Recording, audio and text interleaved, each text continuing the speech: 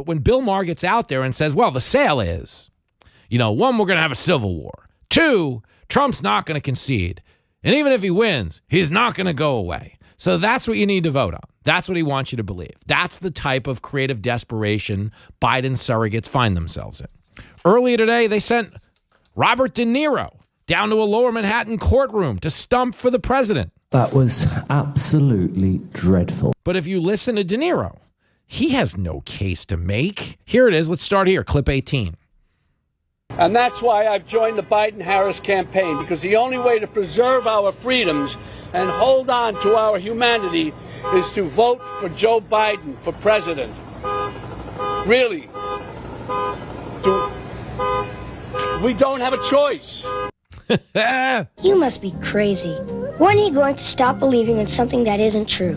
But you understand, if you're Robert De Niro, okay, if you are Bill Maher, you can make the case for Biden because nothing he's done has affected you. Okay, if you are a multimillionaire 10 or 20 times over, as both of these men are, you don't care about inflation. It's not affecting you. You don't care about the border. You live somewhere elite and restricted. Okay, you don't even care about foreign policy. You care about your feelings because you have the luxury to vote your feelings. Do you know how many people don't like Donald Trump personally, but vote because of the substance of his presidency?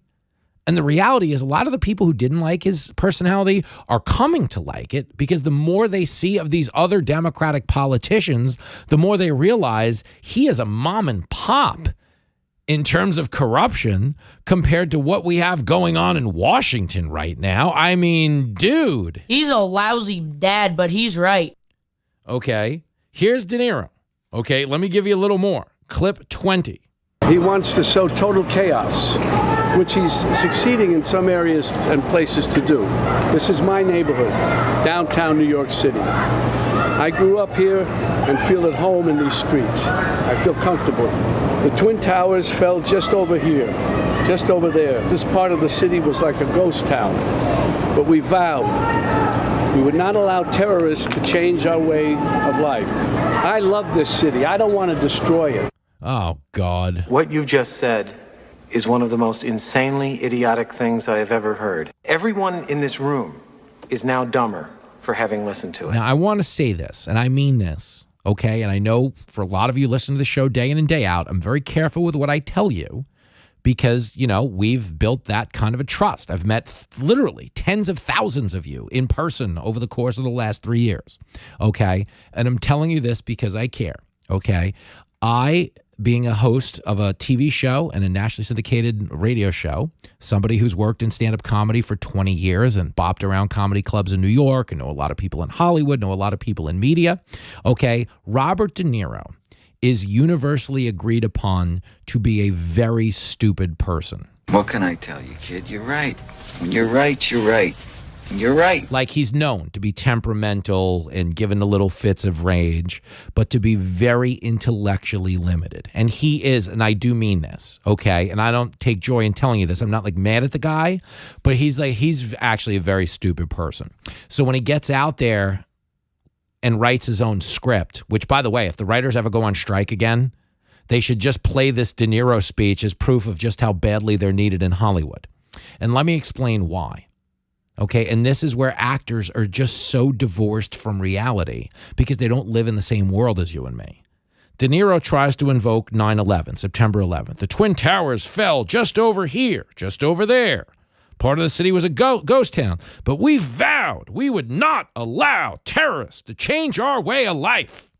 And he, I guess, is trying to tell you that Trump would let the terrorists destroy our way of life, I guess, is the claim he's trying to make. Wrong. Okay, I want you to understand this. This is serious.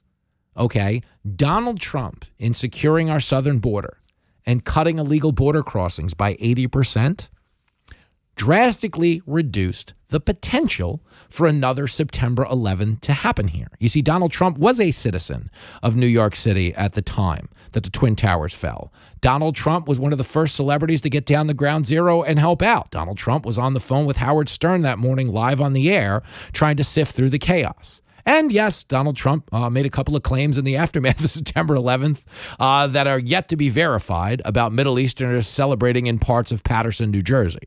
Now, to be clear, they probably were, because we've seen people celebrating terror attacks against Israel all over our country, all over the Ivy League college campuses.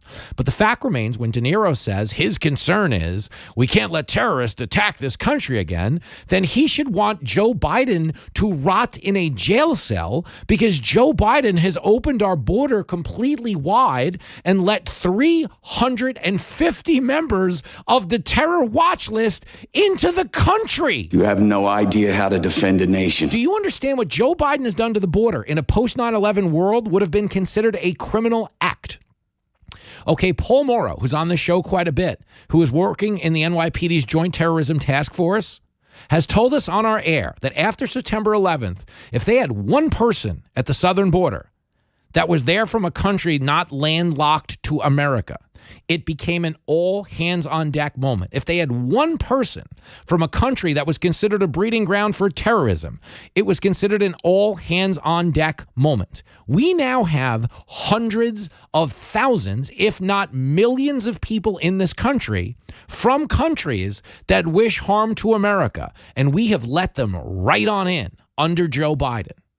The premise being, well, you know, we've got a shortage of population and we're going to count them in the census and redirect how we fund federal dollars. And of course, this will provide cheap labor to corporate America and it'll allow us to kill American jobs. That's who the Democrats are. If you're concerned with protecting the American way of life, number one, you want to secure the border because it protects American jobs. But number two, and this should be number one if we're talking about the primal imperative of safety, what Joe Biden is doing should be considered a crime against this country.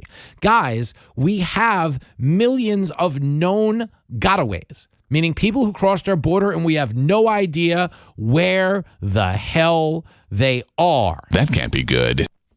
So when Robert De Niro gets out there and he's like, hey, you know, you got to vote for Biden. We have no choice because the Twin Towers. And we vowed we wouldn't let terrorists change our way of life. Well, if we're concerned about not letting terrorists change our way of life, why the hell are we letting so many of them in? Okay, but that's the reality of Robert De Niro. He is weapons grade stupid. And he's played everything else in Hollywood. So I guess he's decided his last remaining role should be that of a clown.